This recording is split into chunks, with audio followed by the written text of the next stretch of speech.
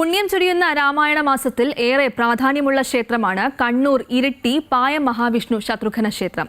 നാലമ്പല ദർശനത്തിൽ മലബാറിൽ ഏറെ പ്രധാനപ്പെട്ട ക്ഷേത്രങ്ങളിൽ ഒന്നാണിത്. തലമുറകളോളം പൊട്ടിത്തകർന്ന വിഗ്രഹം മാത്രമായി കിടന്ന ഇവിടത്തെ സാന്നിധ്യം ശത്രുഘ്ന സ്വാമിയാണെന്ന് മനസ്സിലായതും ക്ഷേത്രം പ്രസിദ്ധമായതും ഈ അടുത്ത കാലത്താണ്.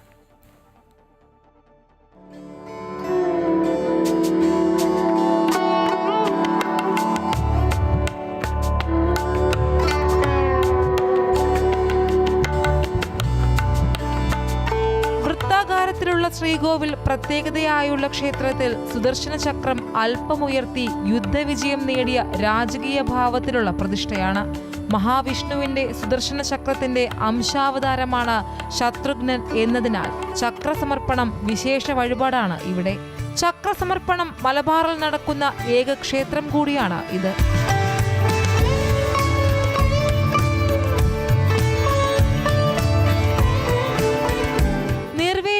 ശ്രീരാമക്ഷേത്രവും വാരത്തെ ഭരതക്ഷേത്രവും പെരിഞ്ചേരിയിലെ ലക്ഷ്മണക്ഷേത്രവും പിന്നിട്ട് പായം ശത്രുഘ്നനെ കൂടി കണ്ടാണ് വിശ്വാസികൾ നാലമ്പല ദർശനം പൂർത്തിയാക്കുക.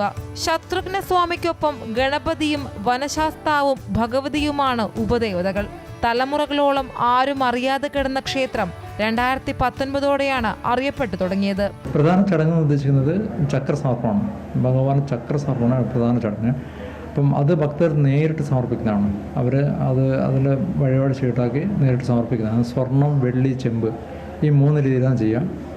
അപ്പോൾ അത് ഭക്തർക്ക് ഇഷ്ടമുള്ളത് നോക്കിയിട്ട് അവർ വാങ്ങി സമർപ്പിക്കുക. വ്യാഴാഴ്ചകളിലെ താമരമാല സമർപ്പണം പ്രധാന വഴിപാടാണ്. പാൽപ്പായസവും ത്രിമധുരവുമാണ് വിശേഷ പ്രസാദങ്ങൾ.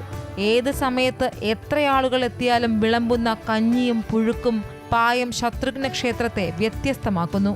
അമൃത ന്യൂസ്, കണ്ണൂർ.